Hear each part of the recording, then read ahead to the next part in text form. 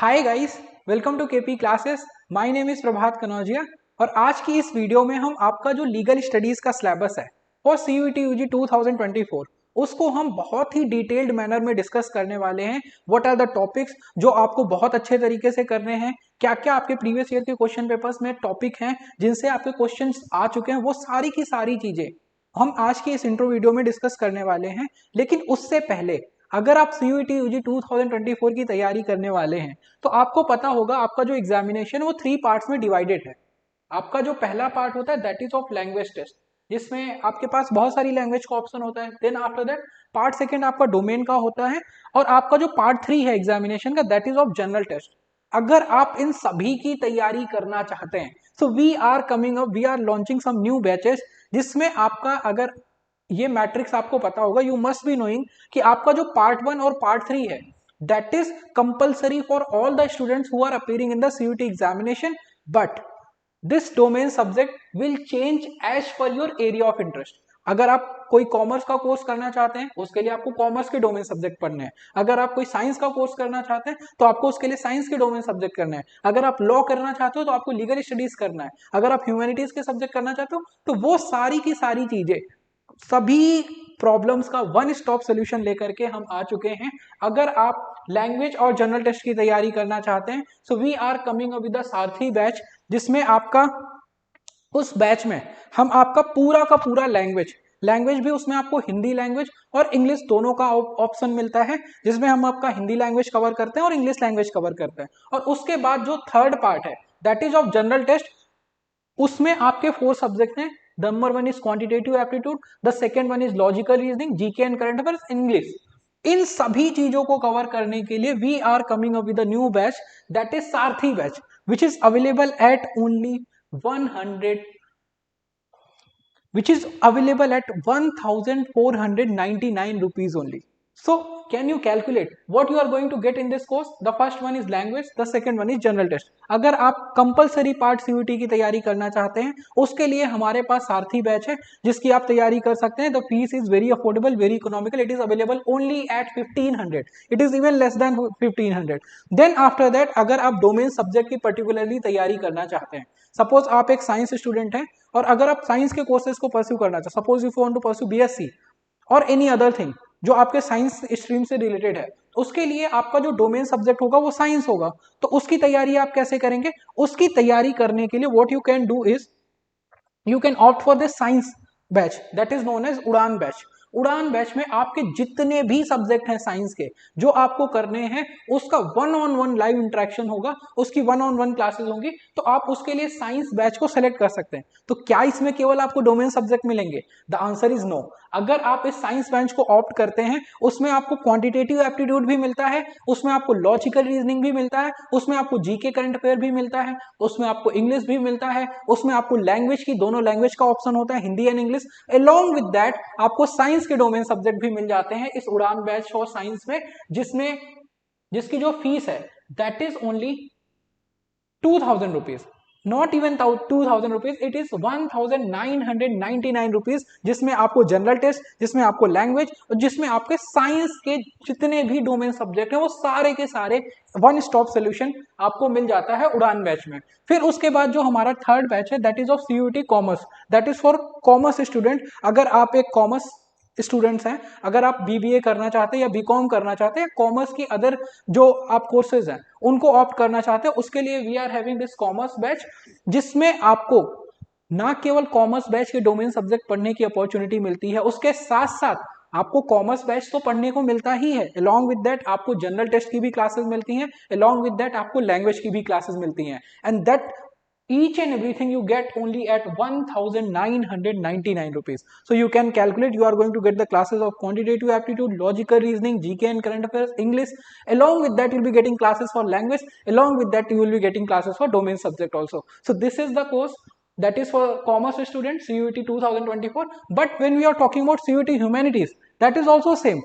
If you are a humanities student and you want to pursue BA in sociology or political science or history, so all of that we cover in this only one batch, CUET 2024 humanities batch. In this course we are going to cover your general test, that includes your quantitative aptitude, logical reasoning, GK and current affairs and English. Along with that, we'll be covering the language part. Along with that, we'll be covering all the domain subjects which are there in the humanities batch.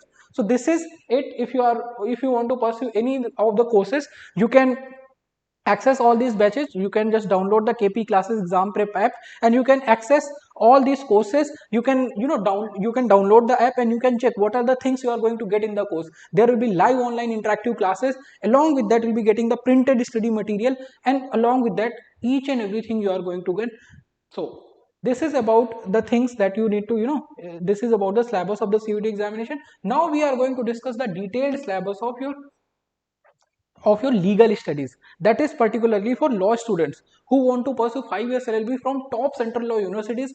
उसके लिए आपको कौन कौन से subjects हैं, क्या legal studies के topic हैं जो आपको बहुत अच्छे तरीके से करने हैं, क्या आपका डिटेल सिलेबस रहने वाला, वो सारी की सारी चीजें अभी हम डिस्कस करने वाले हैं। जब हम लीगल स्टडीज के सिलेबस की बात करते हैं तो लीगल स्टडीज का आपका जो सिलेबस है वो आपका 12th क्लास की जो लीगल स्टडीज की बुक है उसी को आपको पूरा कंप्लीट करना होता है, पूरा कंप्लीटली पढ़ना होता है। तो जब हम लीगल स्टडीज की बात करते हैं, इसमें there are total how many units are there, total there are 8 units, जिसमें आपका ये पूरा का पूरा लीगल स्टडीज का सिलेबस डिवाइडेड है। लेकिन उस 8 यूनिट्स में क्या क्या इंपॉर्टेंट टॉपिक्स है वो सारी की सारी चीजें आज हम इस इंट्रो वीडियो में समझने वाले हैं। जिसमें अगर आप पहले यूनिट की बात करेंगे, the first unit is of judiciary. अब देखो जुडिशरी क्या है, इंडिया का जो जुडिशियल सिस्टम है वो कैसा है, इसकी आपको नॉलेज होनी चाहिए। जैसे इसमें अगर आप पहले पढ़ेंगे, इसमें it is talking about structure and hierarchy of the courts and legal officers in India. अब स्ट्रक्चर क्या है इंडिया में जुडिशरी का, और उसके साथ साथ जो इंडिया में कोर्ट्स है उनकी हायरार्की क्या है। सपोज अगर मान लो आपने कोई केस फाइल किया सिविल कोर्ट में, वहां से आपका जो डिसीजन आता है आप उससे सेटिस्फाइड नहीं है तो आप उसकी अपील हाई कोर्ट में करते हैं। अगर हाई कोर्ट के डिसीजन से आप सेटिस्फाई नहीं है तो आप उसकी अपील सुप्रीम कोर्ट में करते हैं। तो ये क्या है, this is the hierarchy of the court, कि इंडिया की जो सबसे ऊपर की कोर्ट है, जो सबसे गवर्निंग कोर्ट है, दैट इज सुप्रीम कोर्ट। उसके नीचे आपकी हाई कोर्ट आती है, उसके नीचे आपकी सबऑर्डिनेट कोर्ट्स होती है जिसमें आपकी डिस्ट्रिक्ट कोर्ट, सेशन कोर्ट होती है। तो इंडिया में जो कोर्ट्स हैं उनकी हायरार्की क्या है, वो सारी चीजें। फिर उसके बाद कॉन्स्टिट्यूशनल रोल क्या है जुडिशरी का, उसकी इम्पार्शियलिटी क्या है, जो जुडिशरी है उसके अंदर जो अपॉइंटमेंट्स होती हैं जजेस की, उनकी अपॉइंटमेंट्स कैसे होती है, उनका रिमूवल कैसे होता है, उनका इम्पीचमेंट कैसे होता है, उनकी रिटायरमेंट एज क्या होती है, ये सारी की सारी चीजें हमें यूनिट 1 में करनी होती है, that is of judiciary part. फिर अगर हम यूनिट 2 की बात करते हैं, टॉपिक्स ऑफ लॉ, इसमें आपका law of property, law of contracts, law of torts and criminal laws in India. अब जो आपका यूनिट 2 है ये आपके एग्जामिनेशन पॉइंट ऑफ व्यू से तो इंपॉर्टेंट है ही, क्योंकि every year you are getting question from this unit 2। Along with that this is important if you are a law student. अगर आपको ये केवल एंट्रेंस एग्जाम क्लियर करने में हेल्प नहीं करेगा, ये आप कल जब एंट्रेंस एग्जाम क्लियर करके किसी एक लॉ स्कूल में पढ़ने के लिए जाएंगे, ये सारे के सारे सब्जेक्ट आपको वहां भी पढ़ने को मिलेंगे। और उसके साथ साथ ये आपके सीयूटी एग्जामिनेशन का भी बहुत इंपॉर्टेंट टॉपिक होता है, because every year we are getting question from this unit 2। अब इसमें देखो, अगर हम पहले उसकी बात करते हैं टॉपिक की, that is of law of property. अब लॉ ऑफ प्रॉपर्टी में आपको क्या क्या चीजें पढ़नी होती है, जैसे मान लो प्रॉपर्टी कितने टाइप की होती है। अगर ये पेन है, अगर कोई पेन मेरे से छीन करके लेकर के जाता है तो ये किस चीज का एग्जाम्पल है, this is an movable property. इसको एक जगह से दूसरी जगह ले जा सकते हैं। अगर मान लो कोई एक लैंड है, क्या उसको कोई चुरा के दूसरी जगह ले जा सकता है, द आंसर इज नो। तो प्रॉपर्टी वाले पार्ट में हमें क्या सीखना है, इमूवेबल प्रॉपर्टी क्या होती है, मूवेबल प्रॉपर्टी क्या होती है, टेंजिबल प्रॉपर्टी क्या होती है, इनटेंजिबल प्रॉपर्टी क्या होती है, इंटेलेक्चुअल प्रॉपर्टी क्या होती है, इंटेलेक्चुअल प्रॉपर्टी के अंदर ट्रेडमार्क क्या होता है, पेटेंट क्या होता है, डिजाइन क्या होता है, ये सारी की सारी चीजें हमें लॉ ऑफ प्रॉपर्टी में करनी होती है। उसके बाद आपका जो टॉपिक होता है that is of law of contract. अगर मैं आपको ये पेन सेल करना चाहता हूं तो उसके लिए हम क्या करते हैं, आपस में कुछ एक कॉन्ट्रैक्ट कर लेते हैं। आपको एक जगह से दूसरी जगह जाना है, उसके लिए हमने आपस में कॉन्ट्रैक्ट कर लिया, मैंने आपको पैसे दे दिया, आपने मुझे टिकट दे दिया। तो this is an example of law of contract. तो उसके बाद आपका जो थर्ड टॉपिक है that is of law of torts. फिर उसके बाद आपको क्रिमिनल लॉज इन इंडिया को कवर करना होता है अपने यूनिट 2 वाले पार्ट में। उसके बाद जो आपका थर्ड यूनिट है that is of arbitration tribunal and adjudication and alternate dispute resolution. अब देखो ये मैकेनिज्म क्या है, इंडिया में जो कोर्ट्स हैं, इंडिया में जितनी भी कोर्ट्स हैं उनके ऊपर केसेस की पेंडेंसी इतनी ज्यादा है, उसको कम करने के लिए इंडिया में इंट्रोड्यूस किया गया arbitration tribunal, adjudication and alternate dispute resolution tribunal. ये क्या है, ये अलग अलग मैटर्स को डील करने के लिए ट्राइब्यूनल्स बनाई गई। क्या जरूरत थी, क्योंकि जो कोर्ट्स हैं उनके ऊपर पेंडेंसी इतनी बढ़ती चली गई कि हमने हर एक पर्टिकुलर मैटर के लिए एक अलग ट्राइब्यूनल बना दी। जैसे अगर आप देखोगे कंज्यूमर मैटर्स के लिए कंज्यूमर फोरम बना दिया गया, इलेक्ट्रिसिटी मैटर्स के लिए एक इलेक्ट्रिसिटी को लेकर के ट्राइब्यूनल ही स्टैब्लिश कर दिया गया, रेलवे से रिलेटेड चीजों के लिए रेलवे का एक ट्राइब्यूनल स्टैब्लिश कर दिया गया। तो हर एक पर्टिकुलर चीजों के लिए अलग अलग ट्राइब्यूनल बना दिए गए ताकि हम जो केसेस की पेंडेंसी है उसको कम कर सकें। वो सारी की सारी ट्राइब्यूनल्स, सारा का सारा जो इंडियन लीगल सिस्टम है वो हम पढ़ने वाले हैं आपका यूनिट 3 में।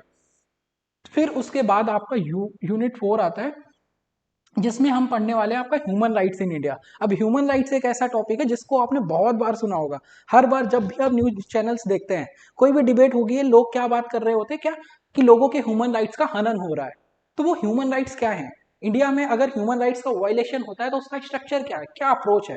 अगर आप देखोगे इंडिया में जो हाईएस्ट लेवल ऑफ अपेलेट वो है ह्यूमन राइट्स के वायलेशन की, जो अपेलेट कोर्ट है या फोरम है, वो क्या है, एनएचआरसी आपने सुना होगा, नेशनल ह्यूमन राइट्स कमीशन, वैसे ही स्टेट ह्यूमन राइट्स कमीशन। तो वो सारी की सारी चीजें कि जो आपके ह्यूमन राइट्स इन इंडिया है उनका कॉन्स्टिट्यूशनल फ्रेमवर्क क्या है, ह्यूमन राइट्स को लेकर के क्या क्या लॉज हैं, इनकी डिटेल डिस्कशन करनी होती है हमें यूनिट 4 में। फिर उसके बाद आपका जो यूनिट 5 होता है वो लीगल प्रोफेशन इन इंडिया होता है। अब ये आपको तब हेल्प करता है जब कल आप अपना लॉ कंप्लीट करके प्रैक्टिस में जाओगे, तब आपको इन चीजों की बहुत जरूरत पड़ती है, जिसमें आपका आता है लीगल प्रोफेशन इन इंडिया। लेकिन ये आपके एग्जाम पॉइंट ऑफ व्यू से भी इंपॉर्टेंट होता है because we are getting question from this unit 5 also. इसमें सबसे पहले हमें क्या समझना होता है, जो आपका लीगल प्रोफेशन इन इंडिया है वो क्या है, उसका एक ब्रीफ इंट्रोडक्शन, कैसे एक लॉयर है, क्या प्रैक्टिस के लिए रूल्स एंड रेगुलेशन होते हैं, क्या आपका प्रोफेशनल इथिक्स होता है।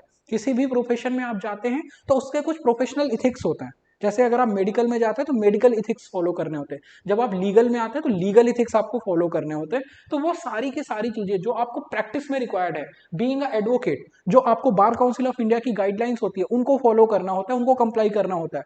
अगर आप उनका वायलेशन करते हैं तो आपका जो इनरोलमेंट नंबर है, आपका जो लाइसेंस टू प्रैक्टिस होता है वो कैंसिल किया जा सकता है। तो this is the importance of unit 5 जिसको हम समझने वाले हैं, सीखने वाले हैं।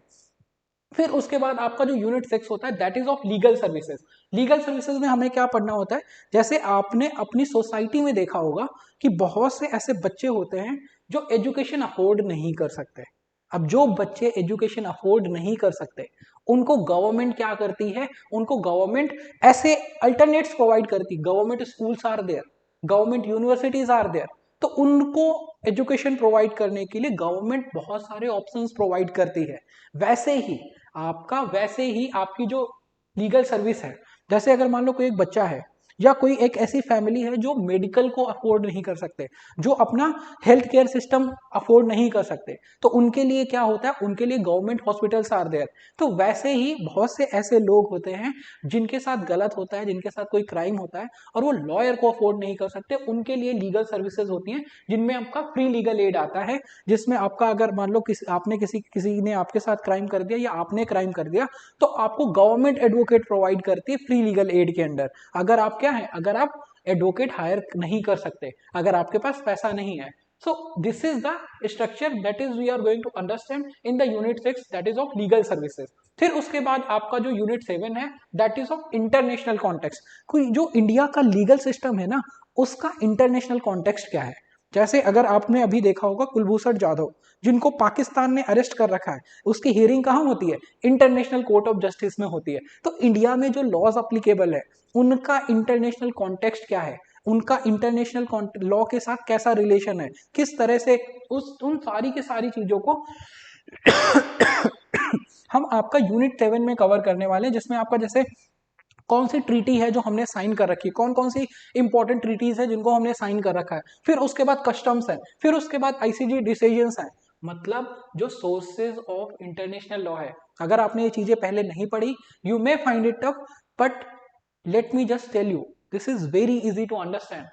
सोर्सेज ऑफ इंटरनेशनल लॉ, अगर कोई चीज बनती है ना तो उसके सोर्स क्या है वो हमें सीखना होता है। जैसे अगर मान लो कोई भी अगर आप एग्जांपल लोगे, कोई भी अगर बुक बनती है ना वो किसी के एक एक्सपीरियंस से बनती है। वैसे ही अगर कोई लॉ बनता है वो कैसे बनता है, जैसे अगर आप इंटरनेशनल लॉ की बात करते हैं उसमें कुछ ट्रीटीज साइन की है, ट्रीटीज साइन की मतलब इंडिया ने यूनाइटेड नेशन चार्टर को साइन किया है, इसीलिए यूएन का लॉ इंडिया के ऊपर बाइंडिंग है।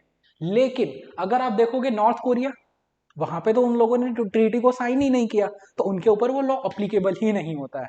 That is one thing. फिर उसके बाद कस्टम्स, जो हमारा इंटरनेशनल लॉ है वो कस्टम से भी मिलकर के बना है। जो रीति रिवाज थे उनको हमने आगे बढ़ाया, उसको हमने लॉ में कन्वर्ट किया।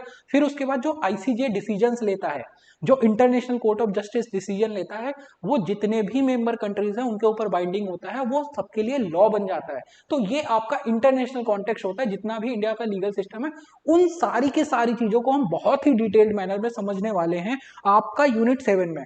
उसके बाद आपका यूनिट 8 आता है लीगल मैक्सिम्स, और जिनको हम क्या बोलते हैं, लीगल प्रिंसिपल्स, जो आपको सीखने होते हैं, समझने होते हैं। जैसे अगर हम एग्जाम्पल के लिए बात करें, actus non facit reum nisi mens sit rea, an act is not an offence unless accompanied by guilty mind. क्या मतलब होता है एक्टस नॉन फेसिट्रियम निसी मेंसिट्रिया? अब ये क्या होते हैं, एक ये रूल्स होते हैं जो कोर्ट में फॉलो होते हैं। जैसे कोर्ट ने, मान लो कोई एक आपका अगेंस्ट वो है, कोई आपका, जैसे मान लो आप डिफेंस हो, कोई आपका क्या है, प्रोसिक्यूशन है सामने से। अगर वो कुछ ऐसा करने की कोशिश करते हैं, जैसे मान लो आपने कोई प्रेशर में आकर के ऑफेंस कर दिया, तो वो आपका एक्ट है ही नहीं। अगर मान लो आपके ऊपर किडनैपर आए, आपके ऊपर गन पॉइंट पे रखा कि अगर आपने इसका गोली नहीं मारी, आप एक डॉक्टर ने बोला अगर आपने इसको पॉइजनस इंजेक्शन नहीं दिया तो आपको हम गोली मार देंगे, तो आपने सेल्फ डिफेंस में आकर के वो काम किया। तो यहाँ पे क्या किया गया, actus non facit reum nisi mens sit rea, and act is not mine. मतलब वो एक्ट क्या है, actus non facit reum, and act is not an offence unless it is accompanied by guilty mind. तो ये सारे रूल्स एंड रेगुलेशन होते हैं जो हमें सीखने होते हैं। जैसे amicus curiae, friend of court. Friend of court क्या होता है, जैसे कोर्ट बहुत सारी चीजों की नॉलेज उनको नहीं है, लेकिन उनको क्या है, हर एक नॉलेज के लिए एक एक्सपर्ट अपॉइंट करना होता है, जिसको हम एमिकस क्यूरी बोलते हैं। ऑडी ऑल्टरम पार्टम, मतलब to hear the other side. ये सारे रूल्स एंड रेगुलेशन होते हैं, सारे लीगल प्रिंसिपल्स होते हैं, जिनको हम लीगल मैक्सिम्स के थ्रू समझते हैं। तो ये आपका डिटेल्ड सिलेबस होता है लीगल स्टडीज का, जिसको हम अपने लॉ बैच में कवर करने वाले हैं। And the fees for the course is only 2000 rupees, and in that course what are the things you are going to get? The first one, you will be getting classes for journal test, you will be getting classes for language test, along with that you will be getting classes for legal studies, and which includes all the topics, all the units that are there in this section. So if you want to boost your preparation for CUET UG 2024 examination, क्या कर सकते हैं आप, you can opt for उड़ान batch, जिसमें आपका general test भी cover होता है, जिसमें आपका लैंग्वेज भी कवर होता है, जिसमें आपका दो मेन सब्जेक्ट भी कवर होता है। चाहे वो आप लीगल स्टडीज करना चाहते हो, चाहे वो आप कॉमर्स को पढ़ना चाहते हो, चाहे वो आप ह्यूमैनिटीज के सब्जेक्ट करना चाहते हो, चाहे आप साइंस के सब्जेक्ट करना चाहते हो, सारा का सारा ऑप्शन आपको मिलता है under one roof. So what are you waiting for? If you have decided you are going to appear in this examination, I can guarantee you this is the best option you are having right now at a very affordable price of only 2000 rupees, not even 2000, 1999. So enroll now to start your preparation, to boost your preparation.